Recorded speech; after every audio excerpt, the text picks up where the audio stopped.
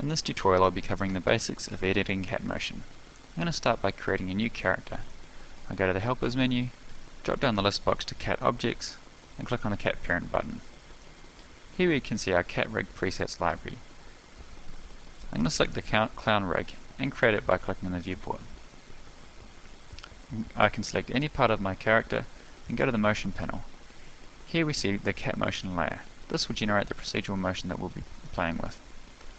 If I take my character out of setup mode, I can see the default motion that came with the rig when I first created it. If I open up my CATMotion interface, I can see the list of available CATMotion presets. I'm going to start by loading an already existing preset called Human Run. This run was created for a different character, so it does not quite match the character I've loaded it onto.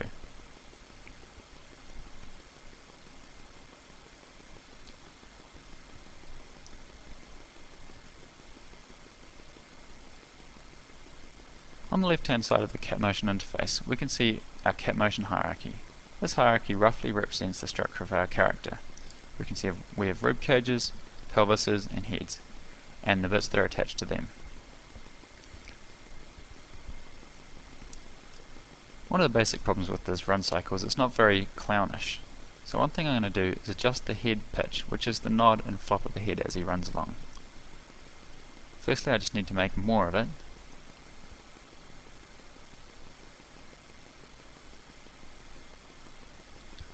And see the resulting motion. That's about the right head flop that I wanted, but I wanted to retime it so that it's flopping more in time with the weight lift.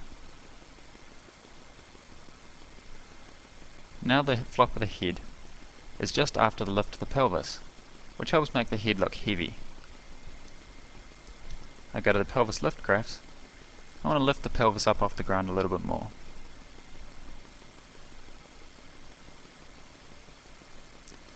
Oops, we can see in our UI that our pelvis is being lifted a little bit too high.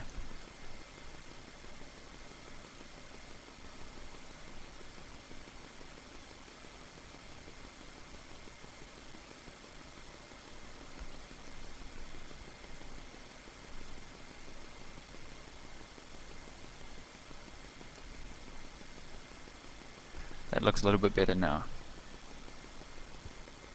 The arms on my character seem quite awkward. I'm going to go back and focus on the arms now.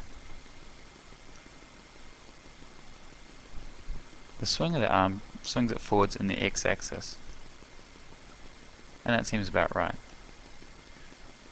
There's a graph called cross swing which seems completely wrong, so I'm going to reset it by clicking on the reset button. Now the elbows aren't poking inwards as it swings forward in the front of its swing.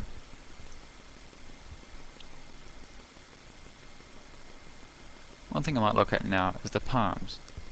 There's a graph called hand flop, but there doesn't seem to be much hand flop happening. So the first thing I do is turn up the hand flop and see what the resulting motion looks like.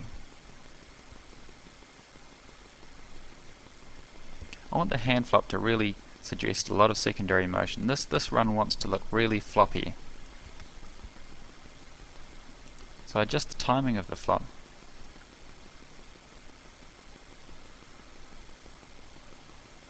And up it a little bit more.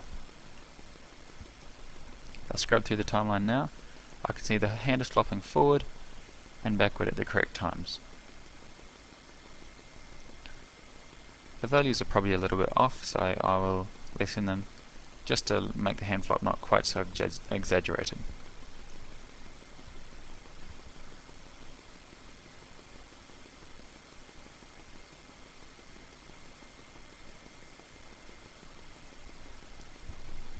Once I'm happy with this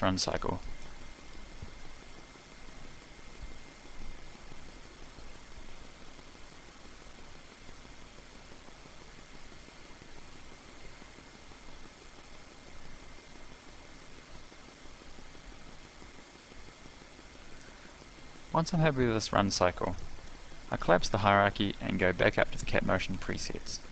I want to save this preset out as a new preset so that I can use it again. I'll call it Clown Run, so if I ever want to use this run again, I can load it back under the clown. Now the Clown Run appears in my CATMotion preset list box.